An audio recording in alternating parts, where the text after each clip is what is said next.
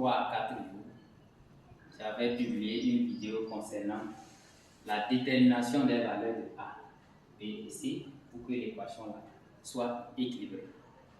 Pour ce faire, on va utiliser une méthode simple, prononcée ou bien communément appelée la loi Lavoisier, la conservation d'atomes et du nombre d'atomes.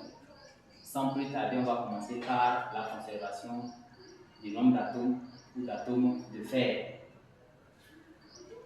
Cette loi-là dit quoi? Le nombre d'atomes qu'on retrouve au niveau des réactifs, on doit retrouver la même chose au niveau des produits. Donc, si on prend déjà le fer, Fe, ici, on a au total une molécule de l'oxyde ferrique. Donc, on prendra alors le nombre là multiplié par l'indice là pour avoir le nombre d'atomes au niveau de cette molécule.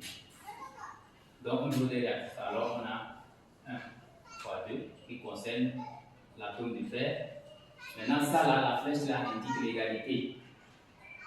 Égalité égale. Maintenant, le nombre d'atomes de fer au niveau des produits, on a uniquement à ce niveau. Donc, on prendra alors ce coefficient multiplié par l'indice ici, qui est égal à 1, et on retrouve alors B. Donc, ce qui veut dire que B égale à 2. On passe maintenant à la conservation d'atomes d'oxygène. Toujours, le coefficient qui est là va multiplier l'indice ici, va évaluer le nombre total d'atomes au niveau des réactifs en ce qui concerne les atomes d'oxygène. Donc, on prendra alors 1 multiplié par 3, et ici le coefficient c'est A multiplié par 1 qui est caché ici.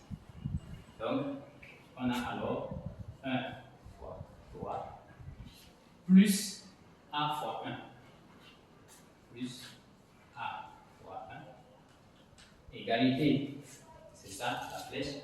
Au niveau des produits, on a uniquement à ce niveau où on peut dénombrer le nombre d'atomes d'oxygène. Donc on a C multiplié par 2, fait C fois 2.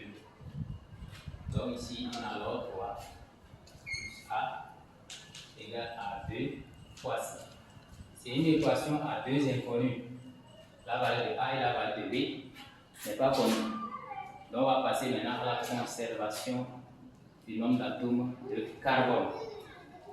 Au niveau des réactifs, ici il n'y a pas de carbone. Ici on a un atome de carbone multiplié par A. Donc on a alors A fois 1 égale, à ce niveau, pas d'atome de carbone. Ici on a C fois 1. C fois 1. Donc ce qui veut dire que A égale à C.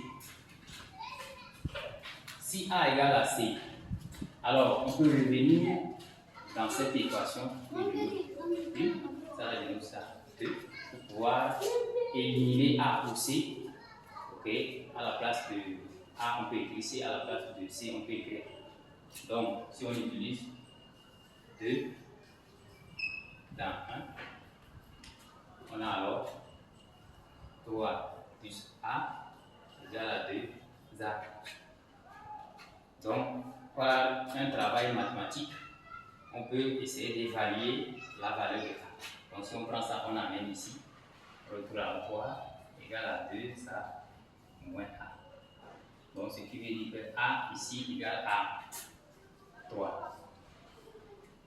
Si A égale à 3, donc, ce qui veut dire que C également égale à 3. Donc, les valeurs de A, B et C, on a A qui est égal à 3, on a également B qui est égal à 3, A égale à 3 plutôt, B égale 2